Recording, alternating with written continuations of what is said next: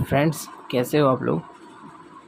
मैं आप लोगों के साथ क्लास 10 के चैप्टर नंबर 6 बेसिक कॉन्सेप्ट से डिस्कस करूँगा। तो आज हम लोग ट्राइंगल का एकदम बेसिक से डिस्कस करेंगे। तो ट्राइंगल में जनरली एकदम बेसिक से देखने के लिए आप लोगों को कुछ चीज़ ऐसे देखना पड़ेगा। तो मैंने यहाँ पे मेरा रिटन हैंडराइटिंग से एक नोट्स बनाया है, ये आप लोगों के साथ मैं प्रोवाइड करूँगा विद एकदम बेसिक कॉन्सेप्ट से। तो देखिए, यहाँ पे मैंने एक ट्राइंगल ड्रॉ किया है।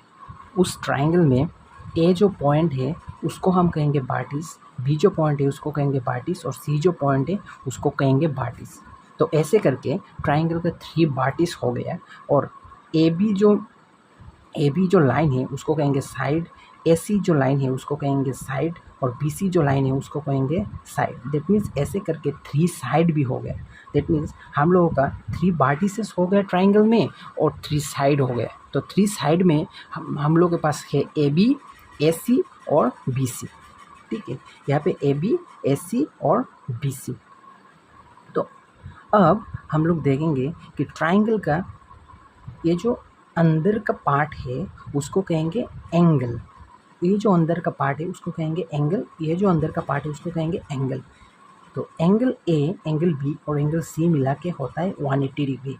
और ट्राइंगल का एरिया भी देखेंगे। ट्राइंगल का एरिया का फॉर्मूला है half into base into height. That means यहाँ पे जो बी सी मैंने साइड दिया है ये हो गया आप लोगों का बेस, और यहाँ पे जो ए डी साइड दिया है ये हो गया आप लोगों का हाइट।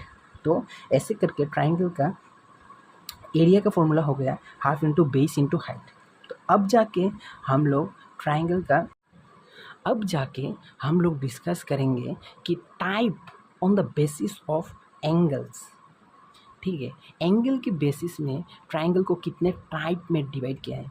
ठीक है, तो पहले देखेंगे right angle triangle. Right angle triangle का मतलब क्या है? राइट एंगल ट्राइंगल का मतलब यही है जो ट्राइंगल आपने ड्रॉ किया है उसका एक एंगल 90 डिग्री होना चाहिए।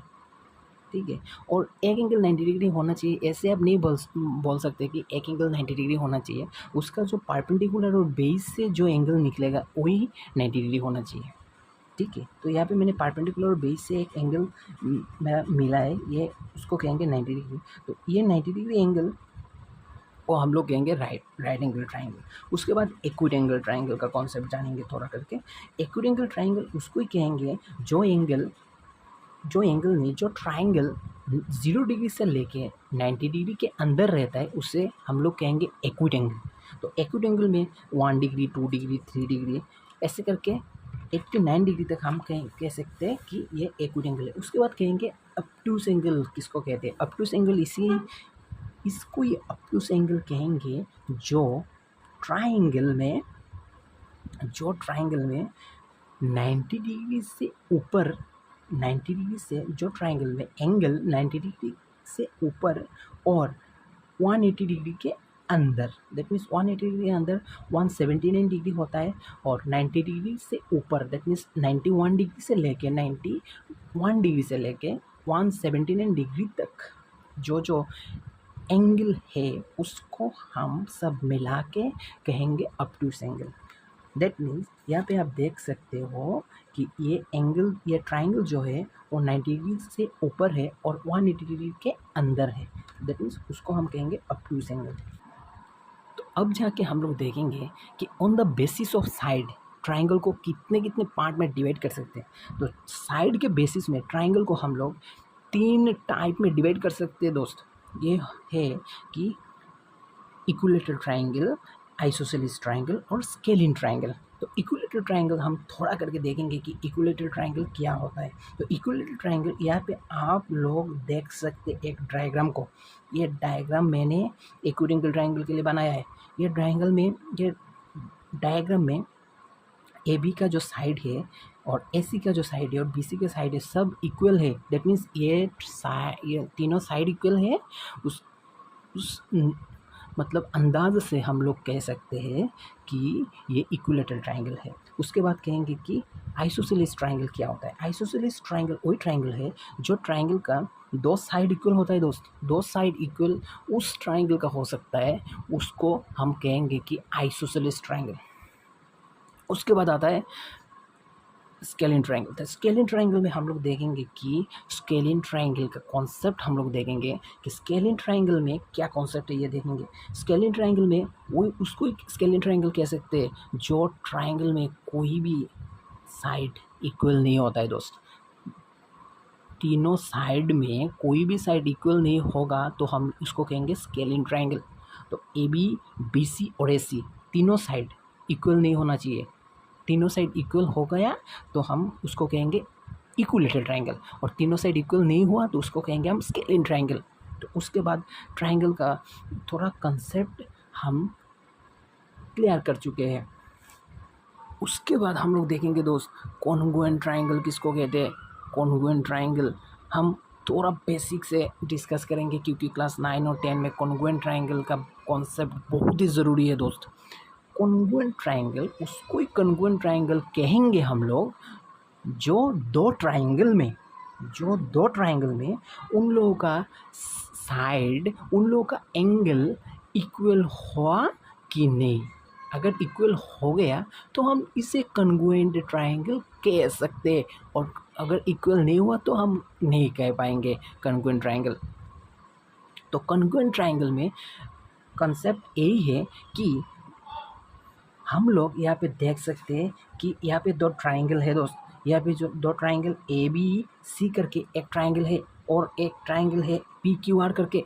तो ए बी सी ट्रायंगल जो है और पी क्यू आर जो ट्रायंगल है उसमें आप एकदम इजीली देख पाएंगे कि ए बी मैंने जो साइड दिया है उसको पी क्यू साइड से मिल रहा है दोस्त। अगर ए बी का ये साइज़ 3 सेंटीमीटर है तो पी क्यू का साइज़ 3 सेंटीमीटर होगा, तो हम कह सकते हैं कि A B equal to P Q.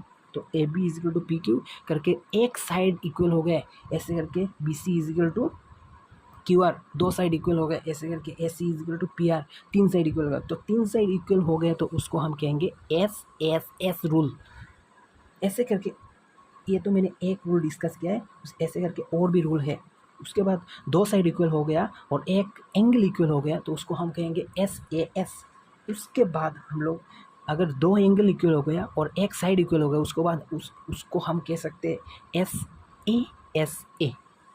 और उसके बाद हम लोग अगर कहेंगे कि दो साइड दो एंगल इक्वल हो गया तो उसको हम कह सकते हैं कि ए।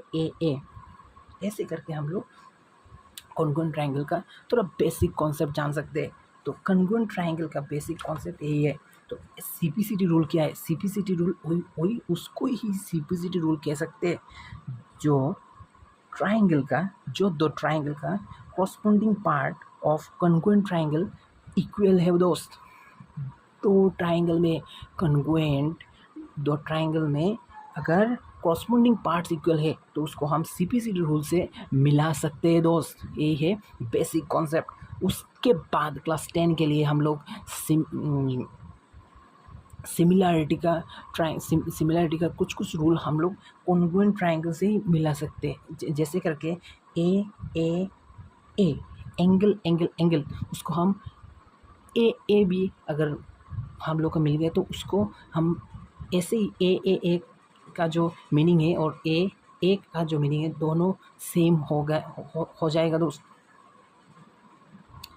एस का जो रूल है वही सिमिलैरिटी रूल के लिए इजी है। जो रूल यहाँ पे लिखा है वही सिमिलैरिटी रूल है और वही हम लोग कह सकते हैं कि कॉन्ग्रुएंट में भी मिल सकता है।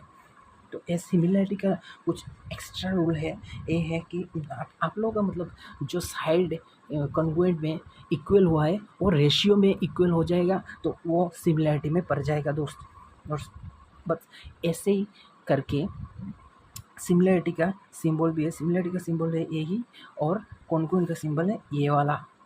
तो ये है थोड़ा बेसिक कॉन्सेप्ट और आप लोगों के साथ में और भी क्लासेस लेके आऊँगा। ये तो एकदम बेसिक कॉन्सेप्ट हो गया। तो उसके बाद हम लोग नेक्स्ट क्लासेस में डिस्कस करेंगे चैप्टर 6.1, 6.2 और 6.3 का सॉल्यूशंस दोस्त